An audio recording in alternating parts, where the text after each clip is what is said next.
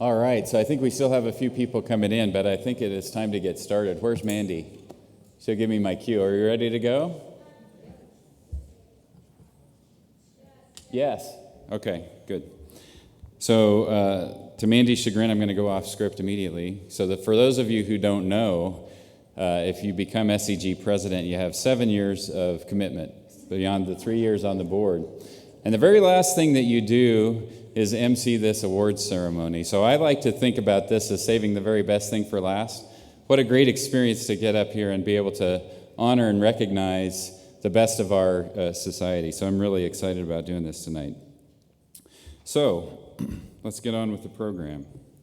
On behalf of the Honors and Awards Committee, I welcome our esteemed recipients, their guests, and our audience to the 2021 Honors and Awards Ceremony.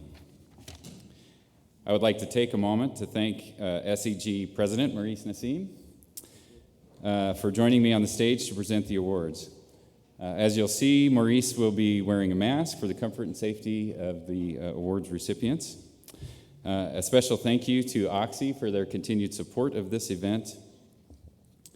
How about a hand for Oxy for continuing to help us out with this? The Honors and Awards process of SEG is a very proud tradition. The people and institutions we honor represent our common ideals through their work and actions. The process depends heavily on the membership for nominations.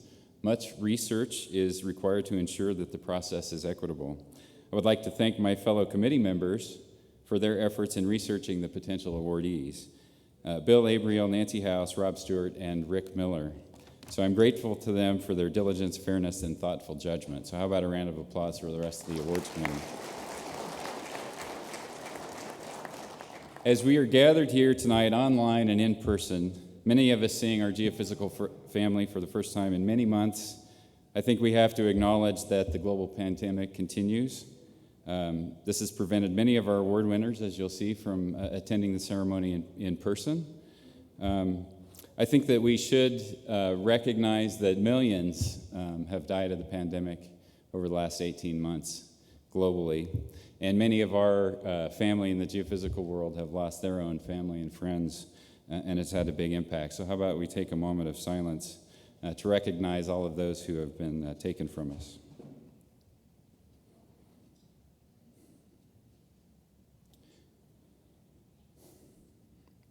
Okay, so despite the tragedy, the human spirit carries on, and tonight is a celebration of the wonderful contributions of our members that they have made to the world of geophysics. I know that many of our award winners are watching the video feed, and this is truly a special occasion. They should enjoy the honor as much as possible and know that we are together in spirit. Okay. First part of the program recognizes those members who served the Society in our distinguished programs during the past year.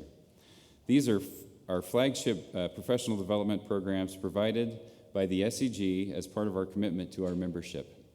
SEG's Distinguished Lecture Program offered 2 lectures this year. In addition to recognizing an individual's contributions to the science or application of geophysics, this position is an active effort to promote geophysics, stimulate general scientific and professional interest, expand technical horizons, and provide a connection to SEG activity and practices. The January to June 2021 Distinguished Lecturer was Lucy McGregor.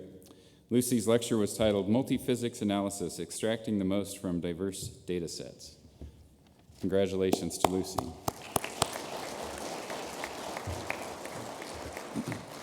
Unfortunately, Lucy is unable to be here to accept her award. The July through December 2021 Distinguished Lecturer is Ali Tura. Ali's lecture is titled Recent Advances in Seismic Reservoir Characterization and Monitoring. Now, I believe Ali is here.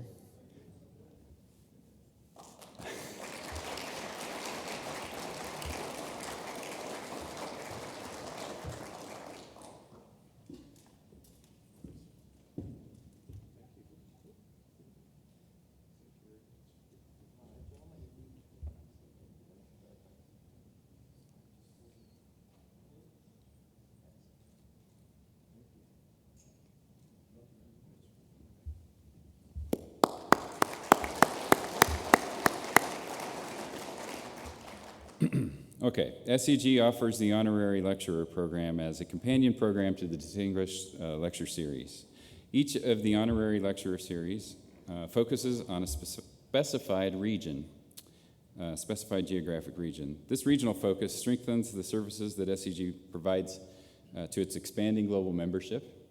This evening, we recognize the following individuals for advancing the science and technology of geophysics in their respective regions. Miguel Bosch is the 2021 Honorary Lecturer for Latin America. His lecture is titled The New Paradigms in Seismic Inversion. Unfortunately, Miguel is unable to be here, but let's give him a round of applause anyway.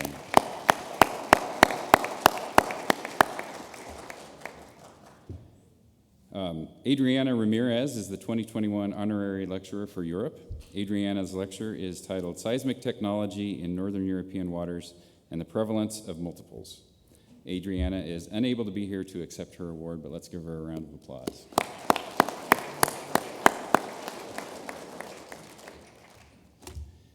Jack Dvorkin is the 2021 Honorary Lecturer for the Middle East and Africa. Jack's lecture is titled Modern Rock Physics, Challenges and Solutions. Jack is unable to be here to accept his award, but let's give him a round of applause.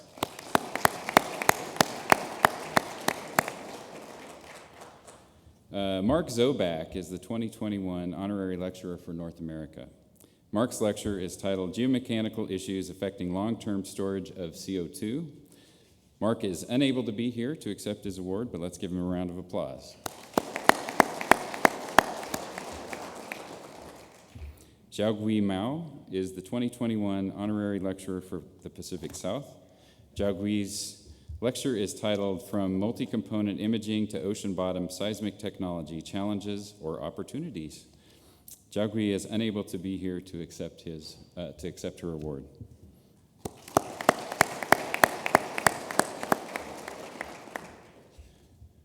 Nami Shah Vedanti is the 2021 Honorary Lecturer for South and East Asia. Nami Shah's lecture is titled Understanding Seismic Wave Attenuation Mechanisms in Porous and Non-Porous Media, Some New Insights. Nami Shah is unable to be here to accept her award. So I know that many of those who are not able to be here are going to be watching the video, so they will appreciate the applause. Okay, so next is the Near Surface Global Lecturer. This provides online lectures on topics in near surface geophysics. Now, this is a little bit awkward, I have to say, but I do want to point out, I would like to point out that the Honors and Awards Committee has nothing to do, zero to do with giving this one out. So I'm the 2021 Near Surface Global Lecturer. My lecture is titled Taking the Power of Exploration Geophysics from the Oil Patch to Help Solve the World's Grand Challenges.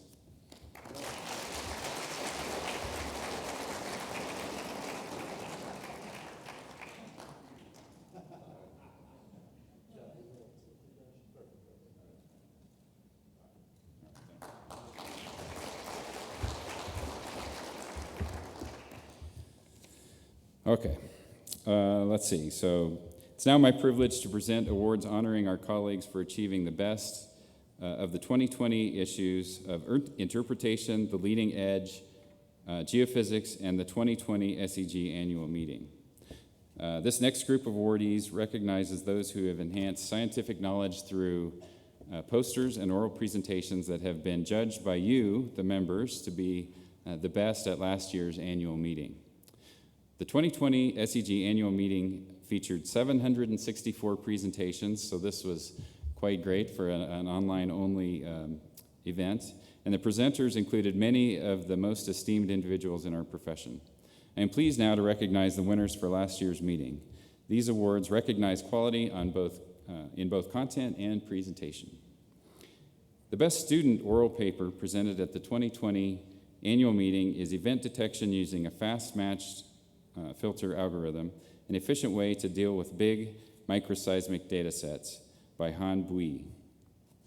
The award for the best student poster paper is Wasserstein Cycle-Consistent Generative Adversarial Network for Improved Seismic Impedance Inversion, Example on the 3D Seam Model by Eo Kai. Unfortunately, Han and Kai are not able to be here to accept their awards.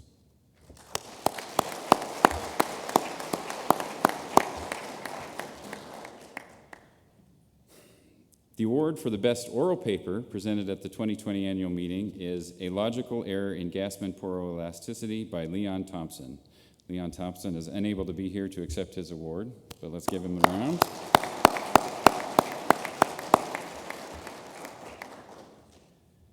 The award for best poster paper presented at the 2020 annual meeting goes to Ming Ma, Rui Chang, and Jonathan Ajo Franklin for their presentation, A Workflow of Separating and Imaging Diffraction Waves by Using Deep Learning Network, an application of GPR data. Ming, Rui, and Jonathan are unable to be here to accept their award.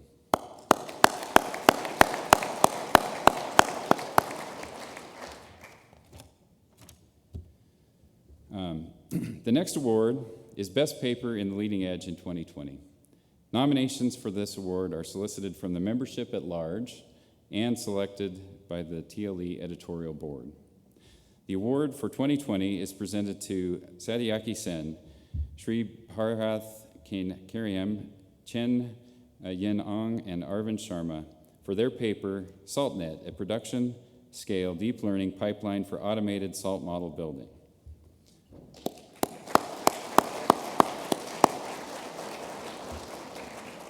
So Arvind Sharma is here to accept the award on behalf of the team.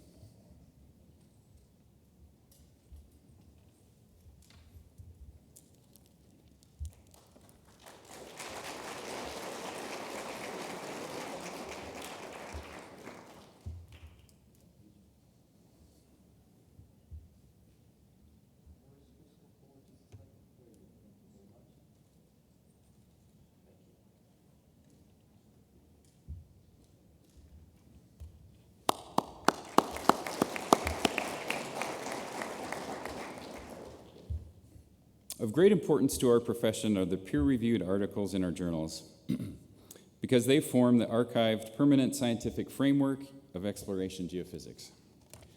The voting for SEG's peer-reviewed journal interpretation combines input from the SEG and AAPG membership at large, reviewers, and the editors of the journal. The 2020 Best Paper Award in Interpretation is presented to Eileen Vance and Paul Mann for their paper, Subsurface Basement Structure, Stratigraphy, and Timing of Regional Tectonic Events Affecting the Guajira Margin of Northern Colombia. So I think we have one of the authors here, Eileen Vance.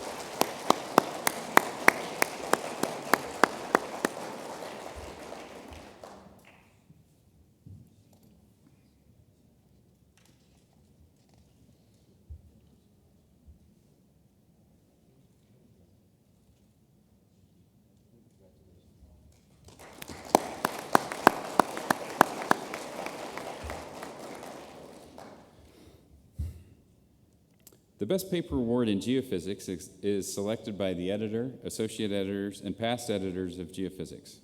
This year, they have selected Estimation of In Situ Hydrocarbon Saturation of Porous Rocks from Borehole Measurements of Spontaneous Potential by Joshua Bautista Anguiano and Carlos Torres Verdun as the best paper in geophysics for 2020. Unfortunately, Joshua and Carlos are unable to be here to accept their award.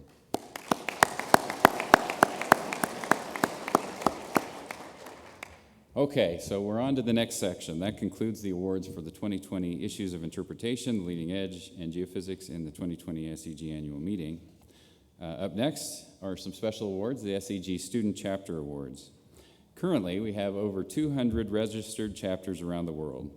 Each year, student chapters are invited to compete for the best student chapter and most improved chapter. The selections are based on their activities from the previous year. Chapters are ranked as base, ridge, or summit level based on the quantity and quality of their reported chapter activities. The Student Chapter Excellence Committee evaluates and scores all submitted reports for ranking and award selection. The first chapter award is for the most improved chapter. The committee chooses a chapter for the most improved award based on report scores of previous years. The chapter which has the highest increase in activities and ranking is named the most improved student chapter and awarded $1,000 to use however they wish to benefit their chapter. So there's a lot of flexibility in that one. This year, the award for Most Improved Student Chapter goes to Nnamdi Azikiwe, University Geophysical Society of Nigeria.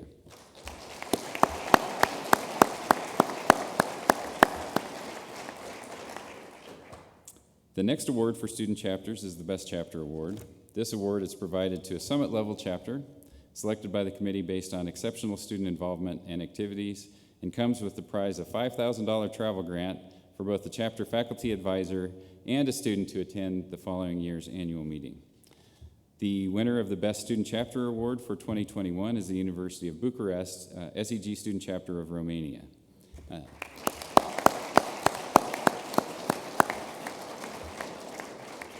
Unfortunately, none of our student chapter representatives were able to be here to accept their award, but with that $5,000 award, they can come next year. Okay, we all hope. Okay, so we now present our selected colleagues with the Society's highest honors for contributions to the science, the industry, and the profession. Those being honored tonight were first nominated by you, the members, then researched by the Honors and Awards Committee. The Honors and Awards Program booklet contains complete citations for the following recipients. I invite you to review the citations in the booklet as they provide much greater detail than I can provide in just a few moments up here on the stage. Okay, so first one, the Outstanding Educator Award. This award honors individuals for excellence in geophysics education. It is awarded to members for their educational qualities and contributions. This year, we honored 2 recipients. The first recipient of the SEG Outstanding Educator Award is Dan Dragunov. Dan has delivered consistent service and learning to SEG, many students and professionals. He's been an associate and assistant editor of Geophysics. He's chaired the SEG Continuing Education Committee, received the 2010 J. Clarence Karcher Award. He has been an SEG instructor with many positive reviews of his teaching and mentoring capabilities, his style. He contributes to a range of geophysical studies that include mining, archaeology, moon studies, earthquakes, and geothermal work. What else is there? He is one of the coordinators of the Multinational Joint Masters in Applied Geophysics program. Glowing comments from colleagues, such as, "I could continue forever listing reasons why Dan is an outstanding educator." These comments epitomize his impact and contributions as an educator at the highest level. Dan is unable to be here to accept his award.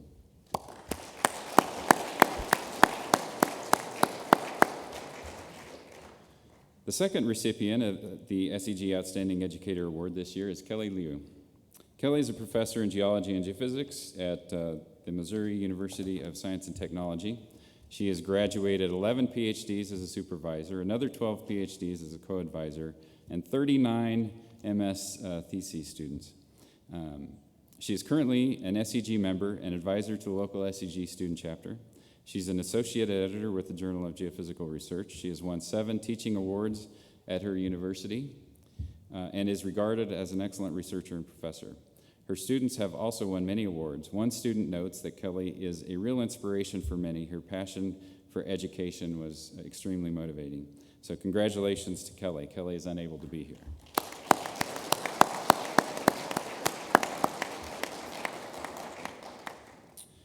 Okay, so the next award is the J. Clarence Karcher Award. This award recognizes significant contributions to our science and technology by a young geophysicist. This year, we are honoring 3 geophysicists whose achievements have earned them the respect of their peers beyond their years. So as you listen to the accomplishments, recognize these people are very young and they have done a lot in a very short period of time. So the first recipient of the Karcher Award is Niels Grob. Niels is recognized as a leader in the fields of seismoelectromagnetics, seismic interferometry, and near-surface and hydrogeophysics.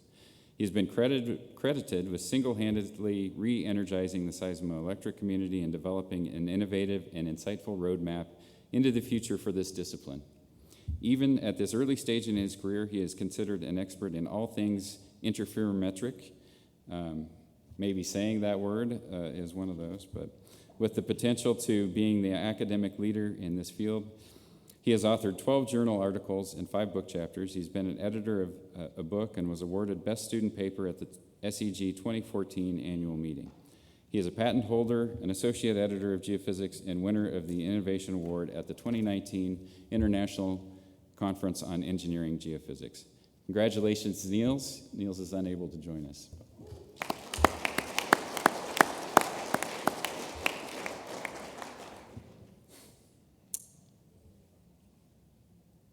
We need to advance. One more. The second recipient of the Karcher Award is Shukai Shen. Shukai is a British petroleum scientist credited with developing an approach to full waveform inversion that integrated the use of sparse nodal acquisition at wide offsets to revolutionize imaging under salt. Shukai's contribution is credited with being instrumental in the discovery of the Atlantis field. His development of this full waveform inversion approach is an example of how advancing our science will help find more energy. A concrete example of why geophysics matters now more than ever in exploration. His technology has since been applied to exploration programs in the Caspian Sea, where broadband full waveform inversion has been suggested to be better than state-of-the-art reverse time migration. This landmark advancement of the science has been described as the result of exemplary dedication to challenging conventions. Congratulations to Shukai. Shukai is unable to attend.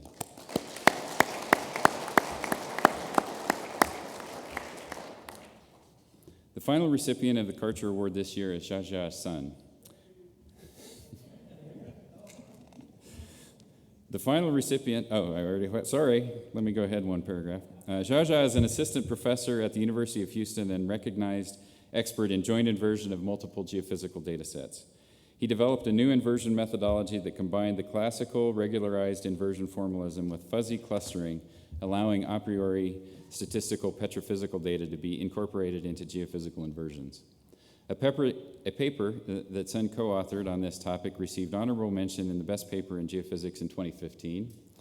His joint inversion method has been called powerful and innovative, and it also resulted in the ability to invert for the full magnetization vector rather than the susceptibility alone. His work in unsupervised machine learning and geophysical inversion began in 2011, well out in front of the curve of others in this area of research, where even today Jaja's work combining unsupervised machine learning with 3D geophysical inversion is at the very cutting edge of technology. His open collaboration style is nowhere more evident than in his open source textbook with data examples, clearly a geoscientist of the future. Congratulations, Jaja.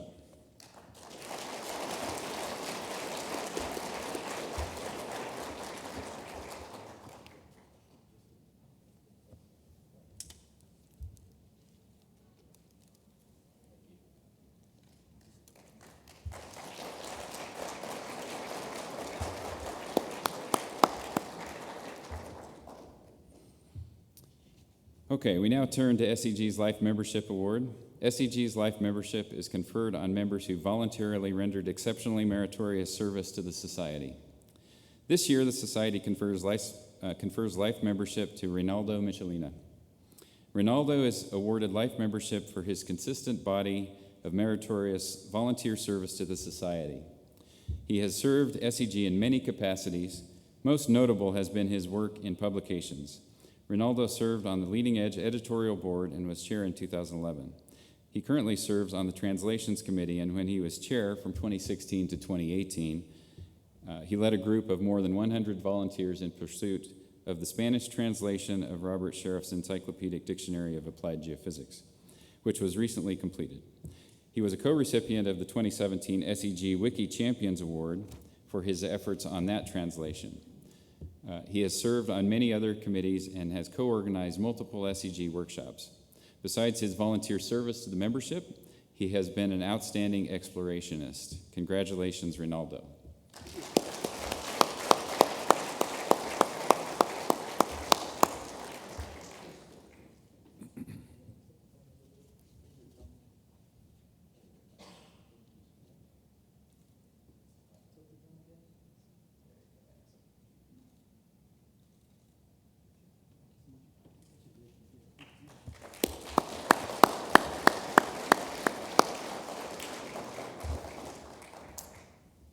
Up next is the Special Commendation Award. SEG's Special Commendation Award recognizes deserving persons for meritorious service to the public, to the scientific community, or to our profession. This year, SEG recognizes 2 individuals with the SEG Special Commendation Award. The first recipient is Isaac Crumbly. Isaac is founder and director of the Cooperative Developmental Energy Program at Fort Valley State University. Students from this program have participated in more than 850 internships with the public and private sectors of the energy industry, gained more than 320,000 hours of hands-on work experience, and earned more than $4.5 million to help finance their education. Since 1992, CDEP has awarded more than $11 million in scholarships to academically talented minority and female students. In addition to grooming and mentoring minority students from 8th grade to college graduation in non-technical qualities of professional scientists such as honesty, integrity, he has advanced geoscience in minority populations, making a significant impact on the community. What a great inspiration you are, Ike, and we thank you for bringing that next generation of Earth scientists along. Congratulations.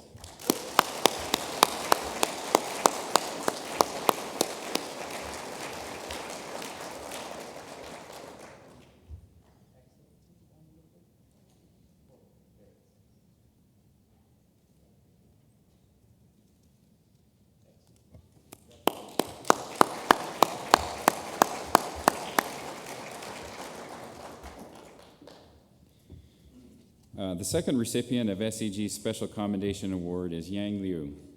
Yang is a professor of geophysics at the China University of Petroleum in Beijing.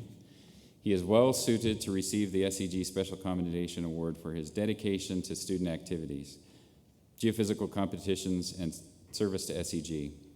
Yang received numerous expressions of support and endorsements from a wide range of colleagues who praised him for his efforts in developing Chinese students and programs. He is especially lauded for launching the successful China National Exploration Geophysics Competition for college students, which was partially supported by the SEG. He has won numerous teaching achievement awards. He has been an associate editor for geophysics and has served on the SEG Committee on University and Student Programs. He really epitomizes the global organization that SEG has become, and thank you, Yang, for your service and inspiring the next generations. Congratulations.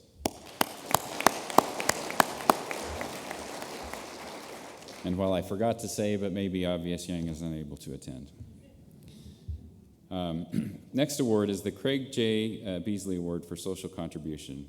This was recently established to recognize a person or organization for meritorious achievement that supports the application of geophysics to humanitarian, public service, or other socially significant cause. The 2021 Craig J. Beasley Award for Social Contribution goes to Tanvi Arora. So Tanvi is an assistant professor at the Academy of Physical Sciences, ACSIR, and a scientist at the National Geophysical Research Institute in Hyderabad, India. Aurora has provided innovative solutions using geophysical mapping techniques in 2 areas of great societal impact: water supply and mapping environmental aspects of waste and landfill sites using electrical resistivity tomography, an increasingly challenging issue for modern society. She is also successful in communicating results to policymakers to affect fundamental change in behaviors and policy. These applications of geoscience have improved the quality of life for large parts of the population in her native India. Thank you for your dedication to helping those in your own community, and congratulations, Tanvi. Tanvi is unable to join us.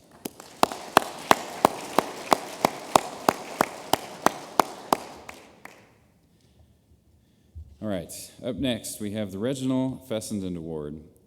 Is given for a specific technical contribution to exploration geophysics, such as an invention or a theoretical or conceptual advance that merits special recognition. This year's award recognizes 3 individuals whose contributions are truly exceptional and have revolutionized their respective fields. The first recipient of the Reginald Fessenden Award is Chengbo Li. Chengbo's specific technical contribution is his pioneering work on the industry-leading compressive seismic imaging technology applied to seismic data acquisition and processing. His academic work at Rice University was the basis of the concepts of CSI. which required development and refinement in its application to industrial problems. Chengbo worked closely with the business units, processing, and research and development teams to develop the technologies and tools required to balance the relationship between cost and quality. The result was CSI technology that significantly reduces the cost for acquiring seismic data while simultaneously improving image quality. Chengbo is noted for his 6 patents regarding CSI and his multiple peer-reviewed papers describing the theory, development, and application of the technology. He has continued to improve the algorithms based on learnings from each new application and recognized the opportunity to broaden the utilization of CSI concepts to solve additional complex problems such as noise attenuation and imaging. SEG is pleased to recognize Chengbo for this valuable technology breakthrough. Congratulations, Chengbo.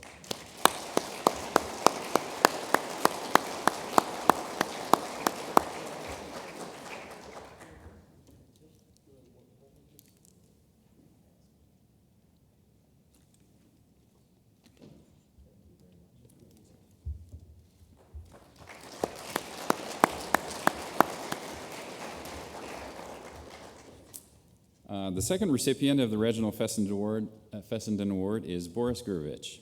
Boris is recognized for his technical contributions to rock physics, in particular to the theory of seismic attenuation and dispersion in fluid-saturated porous rocks.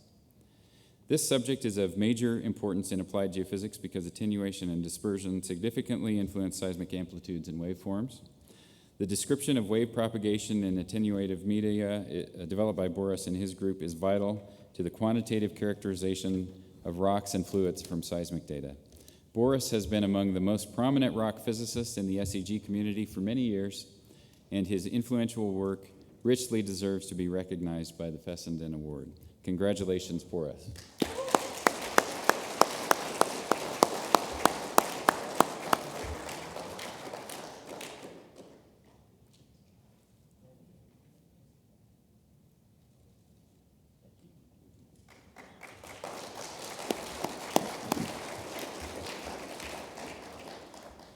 Okay, the final recipient of the Reginald Fessenden Award this year is Estela Ataquana.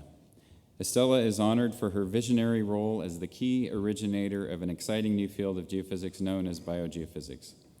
She has opened a new area of studies that link acoustic, magnetic, and electrical property changes to microbial growth and biofilm formation in porous media.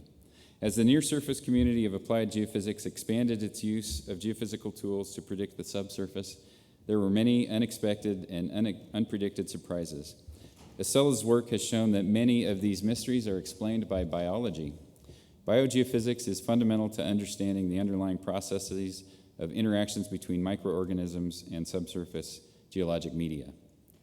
The knowledge of the resulting geophysical signatures is vital in understanding the geophysical response in contaminated land, oil spills, bioremediation, optimization, oil and gas exploration, and enhanced oil recovery. Her biogeophysics research also has exciting potential in the geophysical search for life in extreme environments, including other planets. SEG is pleased to recognize Estela for this valuable scientific breakthrough. Congratulations, Estela.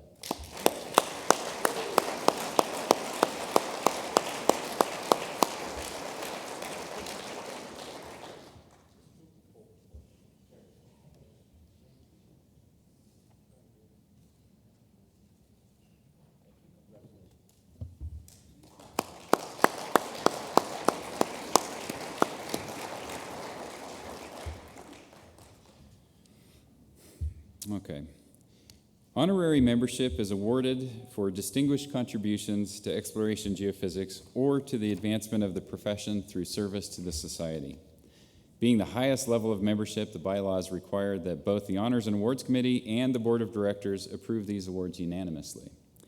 This year's recipient of the honorary membership is Arthur Chang. Arthur is an extraordinary geophysicist who has influenced many generations in geophysical research, education, and professionalism. He is a powerhouse researcher who has contributed significantly to technical advancement of geophysics through his work in both industry and academia. He has had a major influence on the advancement of the profession both inside and outside of the SEG through his work with and support of students and his volunteer work with SEG in many different positions. Arthur has been a tireless and generous supporter of geophysics through philanthropy as both a donor and as a fundraiser. He has accomplished all of this with an unmatched energy. Thank you and congratulations, Arthur.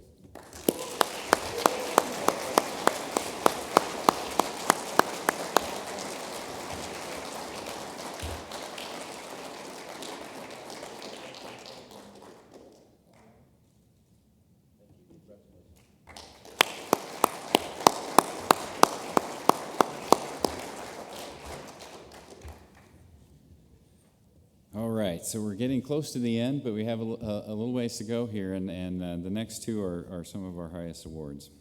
The Virgil Kaufman Gold Medal goes to a person or persons who have made an outstanding contribution to the advancement of the science of geophysical exploration as manifest during the previous 5 years. This contribution can be of a technical or of a professional nature. The recipient of the Virgil Kaufman Gold Medal this year is Joe Dellinger. Joe is recognized for his body of work in advancing the science of exploration geophysics with noted contributions in the preceding 5 years. In particular, he has made significant contributions in developing the most effective methodology for seismic imaging with low and super low frequencies. He provided insights and ability to find practical ways to acquire, process, and interpret the volumes of data acquired by seismic systems. These comprise both active and passive applications that were instrumental in demonstrating new and emerging technologies. The breakthroughs in full waveform inversion and practical implementation of passive interferometry technology to image anomalies and stress-induced effects using ambient noise. Joe's contributions include building an understanding of the signal-to-noise ratio potential at low frequencies and delineating practical applications for utilizing the information available within this bandwidth. This low-frequency work represents one of the more important industry advances during this past decade, and he is one of the principal enablers in the effort. When it became clear that new acquisition technology was required, he managed to solve the scientific and engineering challenges necessary to build a completely new seismic source and get it to pass many levels of technical acceptance. This is an exceptionally difficult achievement requiring insights and solutions in physics, engineering, operations, and regulatory acceptance. Joe represents the standard of applied geophysics contributions to which all of us may aspire. Congratulations, Joe.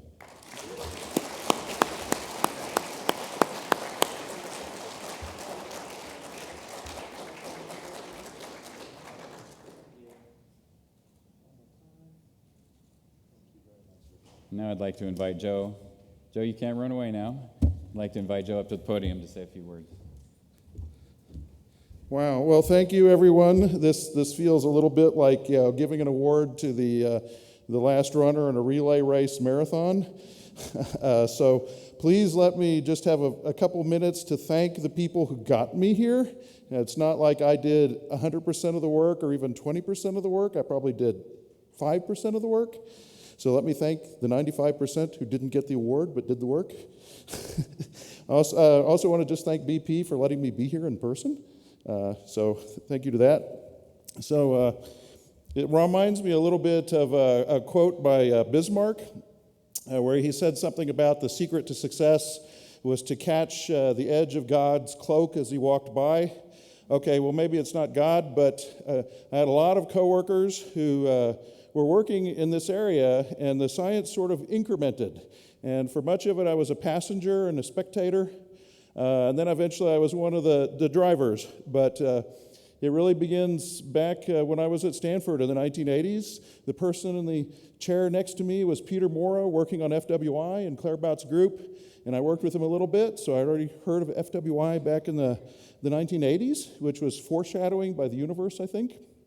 And then I got a job at Amico in Tulsa, and John Etchen and Carl Rigoni were working on trying to figure out what was the best way to orient your 2D lines, strike shooting or dip shooting. And what they ended up answering was do both. And this turned into, over the next 10 years, wide azimuth acquisition. So first WATS, wide azimuth towed streamer, which I think the industry now is calling WAS. And also when they realized, well, in a place where there's lots of structure, you can't do that, so you do nodes. And Ian Jack, Jerry Bodwin, and Olav Barkved worked with many others in the industry to help make nodes happen. So we had Watts and Nodes wide azimuth acquisition. John and Carl got this award like some years ago. Next thing that happened, Frederick Biet thought, let's try and figure out what's the best way to solve these challenges in the Gulf of Mexico. And he had the brilliant idea of doing a cook-off, like, the British baking show or something. So I don't know how many of you were in that really hot room in Paris at the EAGE, where just group after group after group tried to discover the velocity model for a very, very complicated 2D synthetic data set, which was a blind test. They gave the data, and they were to treat it like it was a real problem and try and come up with the answer. And so this academic came in and showed this answer. Gerhard Pratt blew everybody away. It was amazing. And then he said he ran on a laptop. And Drew Brenders, I should say, was the one who actually did the work. And everybody was like, oh my goodness, we need to hire this guy's students. So we hired Laurent Sirg. So management threw the hardest problems at him. Try this, all the things that we couldn't crack any other method. And you know what? He couldn't crack them with FWI either. And so then management said like, well, good try, work on other stuff. And Laurent sort of just like, I can make this work. And so everybody told him like, shh, just keep working on it, just quietly.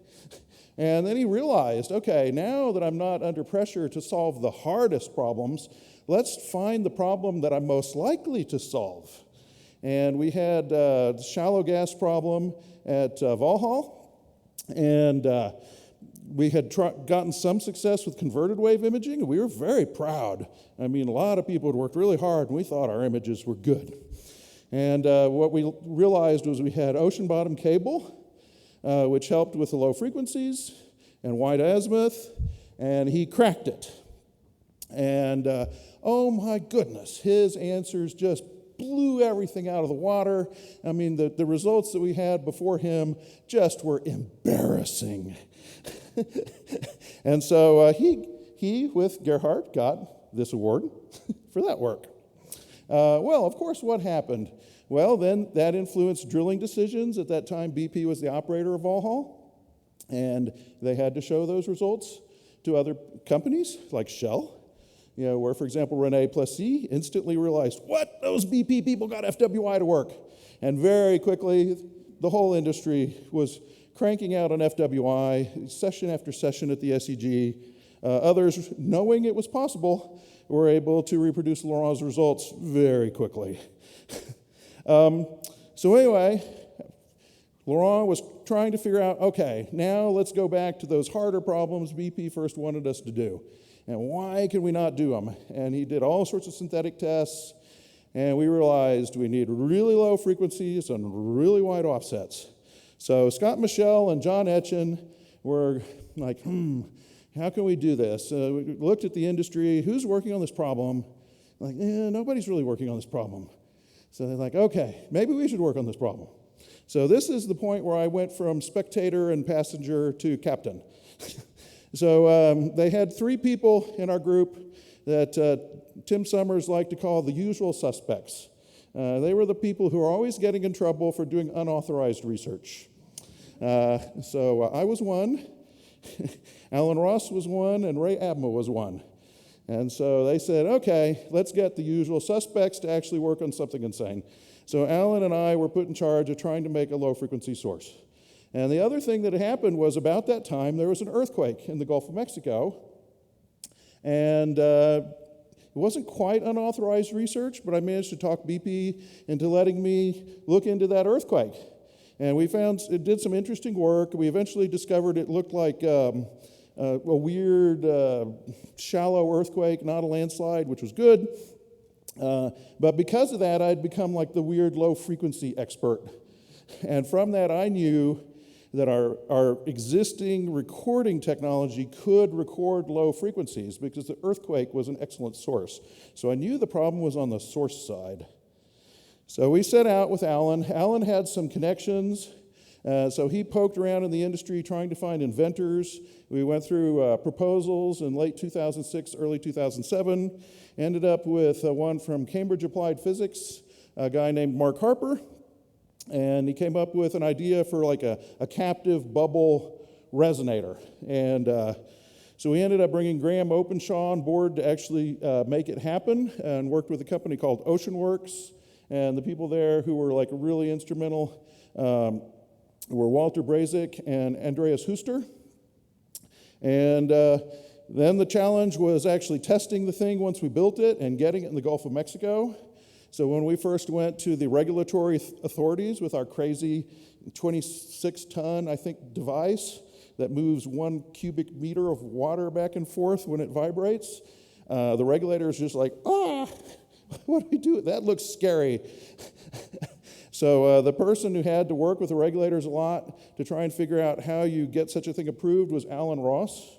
And it took quite a while, and they decided to create a new category called a NUT, for a new and unusual technology. So anyway, those of you who later went to the Gulf of Mexico, I remember there was an SEG talk a few years ago by Geokinetics where they said it was surprisingly easy to go to the Gulf of Mexico and get permitted. They owe Alan Ross beers, not just one, multiple beers. Anyway, we later went to sea several times, recorded data. Esteban Diaz, Hujin, Imtiaz Ahmed worked on it. Got some really nice results, good enough that it's just sort of picked up.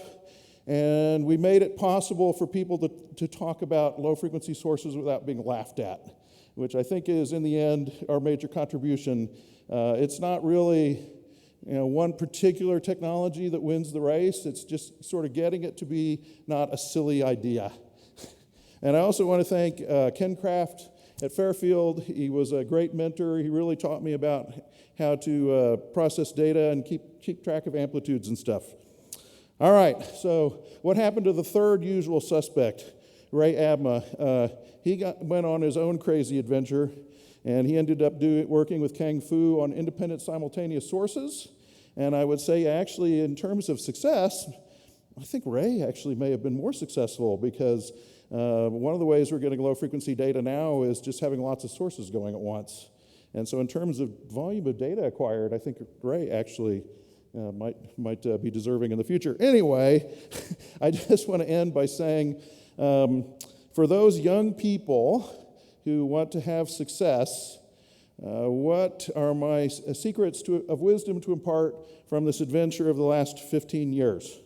So here are some little tidbits that hopefully will help some future award winners be standing on this stage. So first, management really gets hung up with secrecy. It's like, oh, no, you can't talk to that person. It's a secret. And what I would tell all managers out there, generally there is only one secret, and that is that something is possible. Once people know it's possible, they will make it happen. So we saw that with low-frequency sources. We saw that with FWI. So anyway, and that's not a secret you can keep, because we all have partners in so many fields, and when you want to use the technology, you have to show the results to the partners, and their scientists are smart too, and they will figure out that you have cracked that problem, and they will set to work on it, and then they will crack it too. So just letting you all know. Second thing is, maybe sometimes attempt the impossible. It turns out the front seal on our device moves back and forth 0.5 meter. It has to do a 3D survey, it has to have like about 900 kilometers of total travel. We naively, not having done such a thing before, did not know that that was impossible. So when we later talked to people at PGS, et cetera, about their work in low-frequency sources, and we started showing them how we were attacking it, they started by going like, you're crazy, that can't possibly work. And then we went like, oh, well, we built it here, and here's data from it, it worked. And they're like, what? So not knowing that that seal was impossible, we just went and did it. So sometimes things are possible. So it's worth at least thinking. When you think that something's impossible just because it's not been done before, maybe it's not actually so impossible. Okay, keep an eye out for serendipity. So like that earthquake was serendipity. And that data set, without that data set to practice on, I don't think any of this would have happened. And so the fact that that earthquake happened while we had the Atlantis nodes out in 2006, so we had this beautiful recording, that was one of our key advantages. So keep an eye out for serendipity. It would have been so easy to just say, damn, earthquake noise polluting our data, throw that away. And it actually happened in a line turn, so it would have been data that was thrown away. So if we'd thrown that data away, we would have never been standing here today. All right, fourth thing I learned, we all worry about technical things, that we think technology is difficult, developing technology is difficult, and technology is actually pretty easy. It's people are difficult. So the trick is being nice enough that you bring them along, but not so nice that they beat you up. The other thing is realizing that different people have different talents, and you need all those different talents. So do not accept that you think that you have all the answers. You don't. And all the different people have different pluses and minuses, and you have to figure out when is the right person for that job. So one of the things I learned was engineers love solutions. So if you think you already sort of know how to solve it, and it's just applying it, that's an engineer. And they were very excited about solutions. Scientists love problems.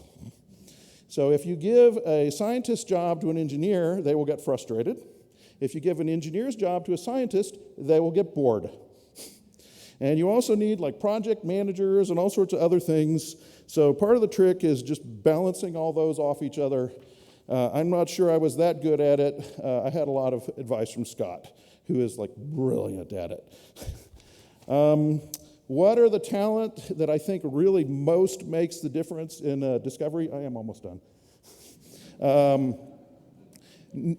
There are some people who just seem to know what is the approximation you can get away with and what is the approximation you can't. So for example, Carl Ragone was just brilliant at knowing, like, when you're doing very careful finite difference modeling, how hard can you push the grid? Do you really need elastic? Where? Laurent Siergue, when he was first doing FWI, everybody was, oh, this can't possibly work, you're doing acoustic. Everybody knows the Earth is elastic. Turns out, the acoustic worked. So there are some people who are really good at knowing what is the right approximation you can get away with and what are the ones you can't. If you want to have an easier time in a project, try and make every step evolutionary instead of revolutionary. If you can manage to have a continuous path where at every point along the way the project makes money and is not too big a step and you can carry management along with you, that is a lot easier. Unfortunately, not one I learned in time. And finally, the last thing is be brave. So I think when John Etchen and Carl Ragone were working on the wide azimuth stuff, it was like the standard was 2D lines, and they were saying we're going to have like multiple boats traveling in multiple passes, and everybody's like, it's going to cost 8 times as much money, you're crazy. And they managed to carry management along and slowly do bigger and bigger and bigger surveys and prove it costs more money, but it's worth it. Laurent Siergue was brave when he just kept working on FWI after he'd sort of been told to stop. And we told him, like, look, if you really believe in this and you fail, what's the worst that happened? They lay you off. They may lay you off anyway. If you succeed, however, they will never complain that you worked on that without permission. And Shukai Shen, who got the award earlier, he was another brave one. So I want to thank them for really being the first one to get it to work in SALT. So I've really been a passenger along a trajectory of technology development. My turn came to sort of captain the boat and try and lead us all in a good direction. I think it's now my turn to sort of step aside more and let others have the fun as I finish some other things off. But it's been a wild ride, and hopefully I gave you all some nuggets of wisdom that you could use in your work.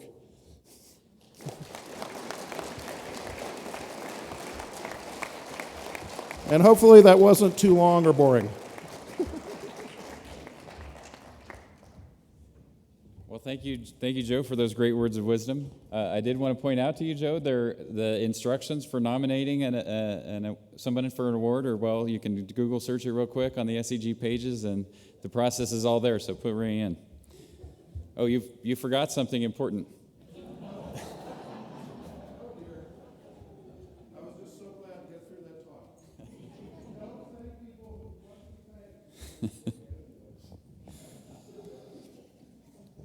All right, one more to go. The highest honor bestowed by the Society of Exploration Geophysicists is the Maurice Ewing Medal. The Ewing Medal recognizes a career that has consistently produced distinguished contributions that advanced both the science and the profession of exploration geophysics. This year, the Society of Exploration Geophysicists is proud to present the Maurice Ewing Medal to Rosemary Knight. Rosemary previously received SEG Life membership and the Outstanding Educator Award and has served as SEG Distinguished Lecturer and Near Surface Geophysics Distinguished Lecturer. She pushed the envelope on the use of near surface geophysics through her leadership in defining the new field of hydrogeophysics. She has made fundamental contributions across a wide range of scales, spanning basic research and laboratory scale rock physics to applied societally relevant watershed scale research. Rosemary has been a pioneer in the study of nuclear magnetic resonance, developing innovative applications for groundwater and contaminant hydrology. Following the outlook mirrored in her other areas of research, her approach has emphasized addressing the most fundamental aspects of NMR measurements and their interpretation. In addition to the immediate impacts of her discoveries, her focus on fundamentals has built a robust foundation that has allowed others to further advance this methodology. With her passion for knowledge into action, there is no clearer evidence of the impact that Rosemary has had on the profession of geophysics than the instrumental role she has played in the recent decision by California to acquire airborne electromagnetic data to support sustainable groundwater management through the state. Rosemary defines and revitalizes the very essence of SEG's Maurice Ewing Medal. It cannot go unnoticed that Rosemary is the first woman to be awarded the Ewing Medal. This is long overdue, but good things sometimes take time, and let's hope that this starts a new trend. While Rosemary may be the first, she certainly will not be the last, as the list of accomplished and deserving women geophysicists is long. I also note that Rosemary is the first Ewing Medal winner from the near-surface community. She's been a pioneer in many ways. Rosemary, you are an inspiration to us all. Rosemary is unable to be here tonight, but she sent us an acceptance speech by video to share with all of us. So can we roll that? Hello, everybody. I'm delighted to be here. So first of all, thank you so much to SEG for honoring me with this award. It really means a tremendous amount. And then I would like to thank those who led and supported the nomination process. In particular, thanks to Carlos Torres Verdin, who did all the hard work of pulling it all together. And I'd like to clarify who's really getting this award. It's all of my students, postdocs, research staff, who've often been the ones coming up with the good ideas, doing the hard work.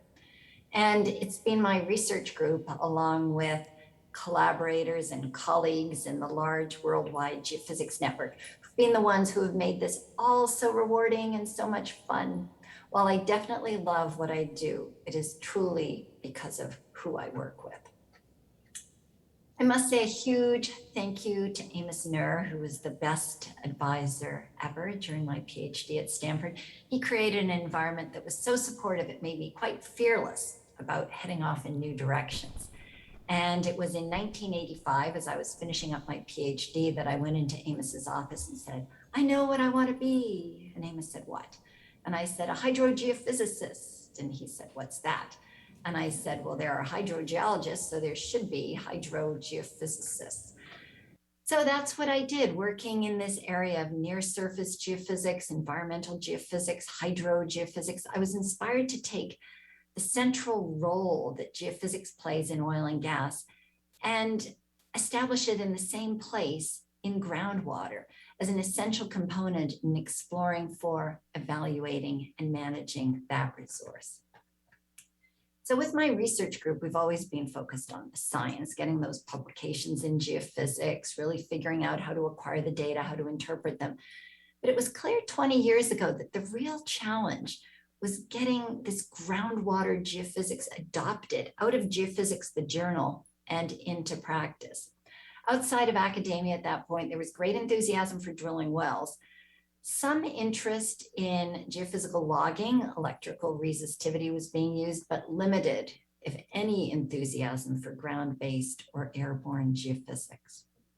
So a major step for me in advancing the awareness and adoption of geophysics was establishing the Center for Groundwater Evaluation and Management at Stanford. And I did this with former student and longtime collaborator, Adam Pidlasecki. We had seed funding from Schlumberger Water Services, and that allowed us to reach out to water districts and partner with them. We had funding now for field projects that were very successful and showed the critical role that geophysics can and should play in groundwater science and management. So where are we 13 years later? Our most recent success, convincing California to invest $12 million in a statewide program to acquire airborne EM data. So yes, in this state, geophysics, I would say, has now been recognized as an essential component in groundwater management. For SEG to give this award at this time in our society to someone whose work is far removed from what has long been the core of SEG, oil and gas, well, I take that as an invitation to boldly imagine the future of SEG, and that's how I'm going to conclude. The Society of Exploration Geophysicists, exploration, I love that word. It's all about exploring, curiosity, discovery, adventure. So this is a perfect name for a society, perfect name for our society. We just need to make it clear to the world how broadly we intend to use the word exploration. That our goal is exploring Earth, not just for energy, but for whatever we're curious about, whatever is needed for humans to live in harmony with nature. We're facing a critical moment with climate change challenging us to rethink what we do and how we do it. As geophysicists, we have an amazing knowledge base. We have an amazing skill set. There is an incredible opportunity for SEG and its members to contribute in new ways. But I look at this as not just an opportunity. I look at this as a responsibility. With our knowledge comes great responsibility. The Society of Exploration Geophysicists, which is us, has a great responsibility to go forward bigger and better than ever, supporting the advancement of our geophysical capabilities, the use of our geophysical methods to explore Earth, gaining the knowledge, developing the technology, and applying it broadly to support life on this planet. Thank you.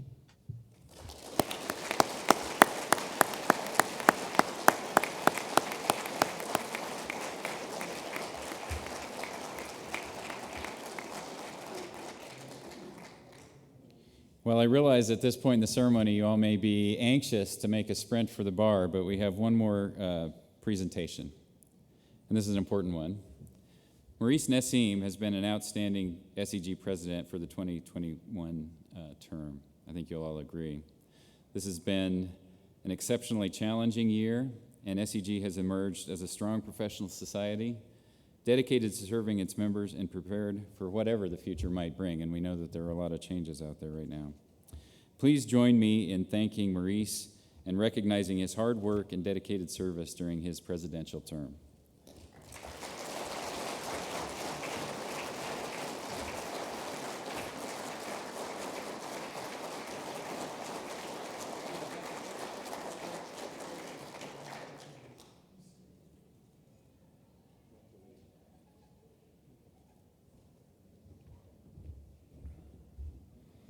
All right, this concludes the honors being awarded by SEG this year. Thank you for joining me in honoring those who have contributed so much to our profession. Let's all join our AAPG colleagues for some great music and some nice socializing after this 18 months that we've all been away from each other. Have a great night.